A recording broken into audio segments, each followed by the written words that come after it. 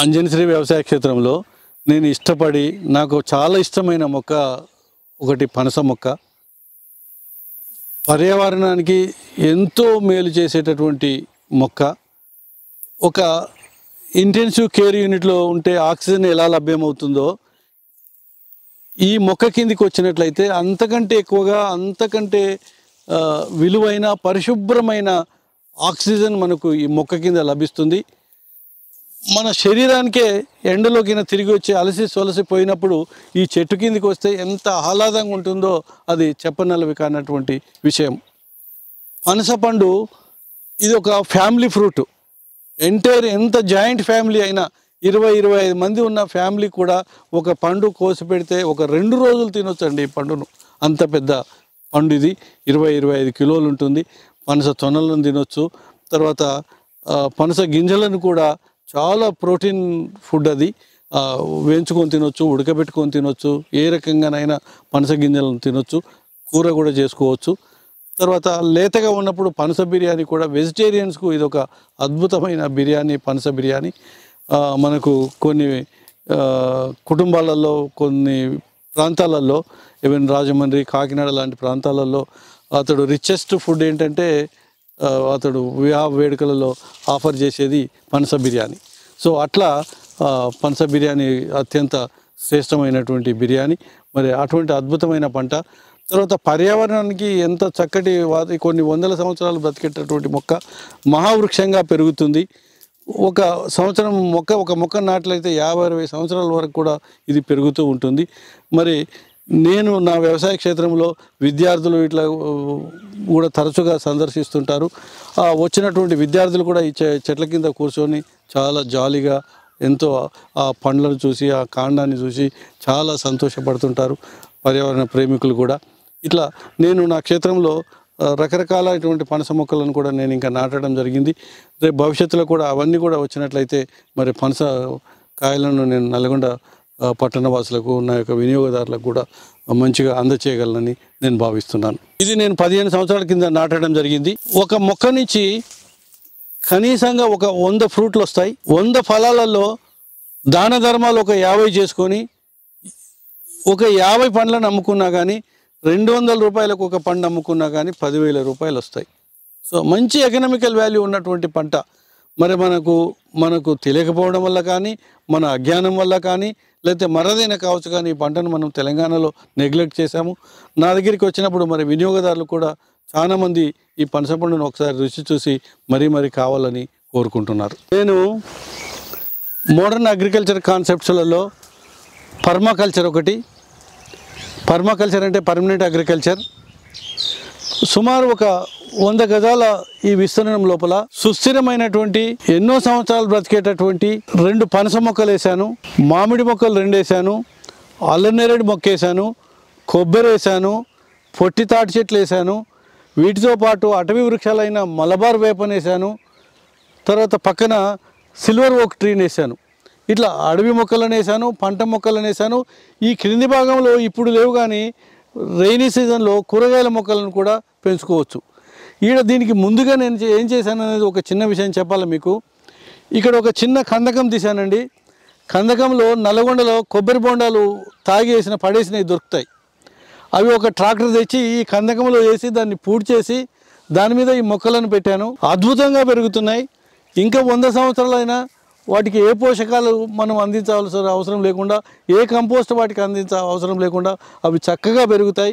మంచి ఆదాయాన్ని కూడా ఇవ్వగలుగుతాయి. ఇప్పుడు 4వ సంవత్సరానికే మనకు మామిడి చెట్లు కాసినాయి, మామిడికాయలను పొందవచ్చు. తర్వాత పనస కూడా ఈ సంవత్సరం పిందెలు పడ్డది కానీ ఫ్రూట్ సెట్ కాలేదు. నెక్స్ట్ ఇయర్కు పనస చెట్లను పొందవచ్చు. తర్వాత అల్లనేరేడు కూడా ఫ్లవరింగ్ వస్తున్నది ఇప్పుడే. సో ఈ రకంగా మనము చిన్న విస్తీర్ణంలో కూడా ఎంత పెద్ద తోటను, కొబ్బరి చెట్టు ఒక 2-3 సంవత్సరాలు అది కాస్తుంది. తర్వాత ఒక చిత్రమైన విషయాన్ని ఇక్కడ చెప్తాను మీకు. ఈ కొబ్బరి బొండాలు వేస్తే ఆ కొబ్బరి బొండాలలో తాగేసిన దాంట్లో మరి అతను కొబ్బరికాయను మరి కొట్టేయలేదు ఎట్లనో దాంట్లోకి వెళ్ళి ఒక మొక్క మొలిసిందండి. ఆ కొబ్బరి బొండాల్లో ఉన్నటువంటి పూడ్చి పెడితే అందులో నుంచి ఒక మొక్క పెరిగి నేనున్నాను అని సజీవంగా పెరుగుతుంది. అది ఇక్కడ సన్స్ ఆఫ్ ద సాయిల్, ఈ భూమి నాది అని అది పుట్టుకొచ్చింది అది. సో ఆ రకంగా మనం మొక్కలను సరైన వాతావరణము, నేలను సంరక్షణ చేసుకొని మనం చేపడితే మనం ఎలాంటి మొక్కలను ఎంత తక్కువ విస్తీర్ణంలోనైనా మంచి ఆహారపు అడవిని మనం అభివృద్ధి చేయవచ్చు అని చెప్పి నేను ఈ సందర్భంగా తమ ఛానల్ ద్వారా రైతులకు తెలియజేస్తున్నాను. ఒక ఆలోచన ఉంటే ఎన్ని అద్భుతాలైనా సృష్టించు అనే దానికి ఉదాహరణగా ప్యాషన్ ఫ్రూట్ మొక్కనొకటి వేప చెట్టు, ఇది మహావృక్షము. వేప చెట్టు కింద ఒక చిన్న మొక్కను నాటాను, తీగజాతి మొక్క ఇది జూన్ జూలై మాసంలో నాటినాను. వేప చెట్టు అంతా ఒక 40 ఫీట్లు 50 ఫీట్ల పైకెక్కి కొన్ని వేల ఫలాలు, వందలు కాదండి వేల ఫలాలు కాసింది.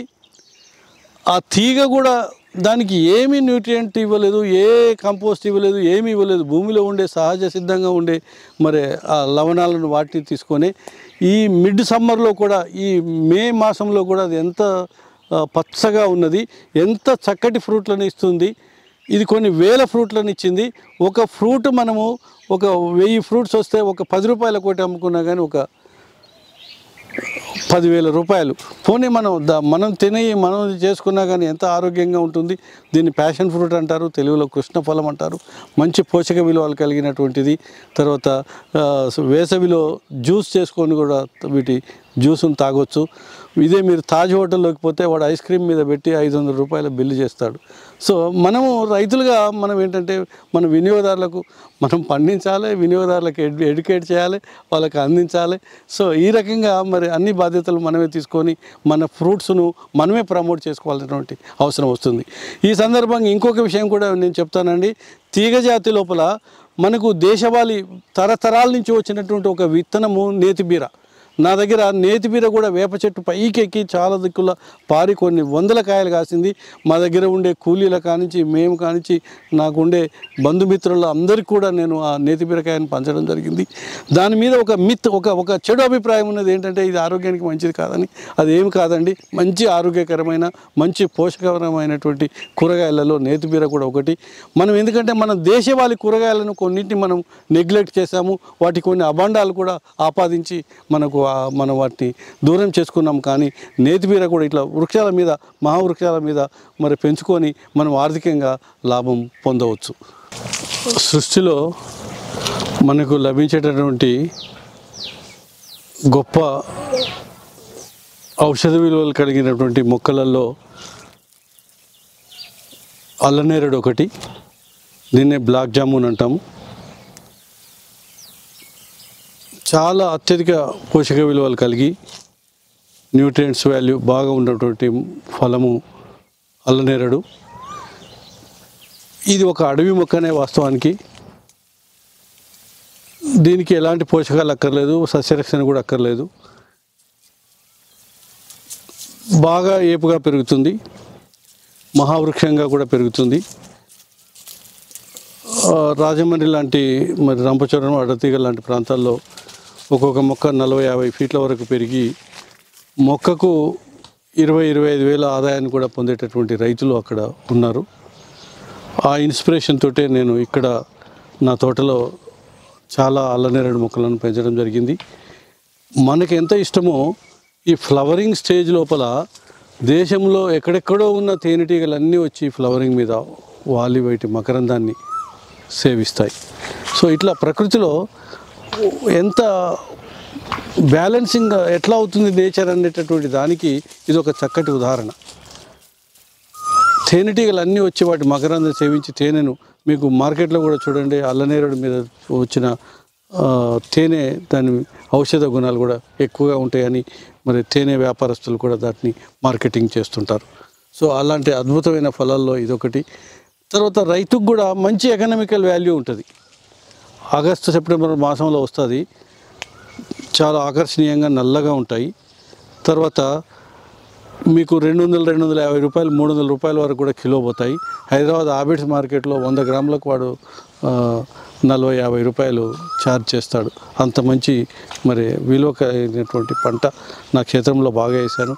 ఇది ఆగస్టు నాటికి నేను ఫలాలు వస్తాయని ఆశిస్తున్నాను. మరిన్ని అప్డేట్స్ కోసం బ్యాక్ టు రూట్స్ యూట్యూబ్ ఛానల్ని సబ్స్క్రైబ్ చేసుకోండి.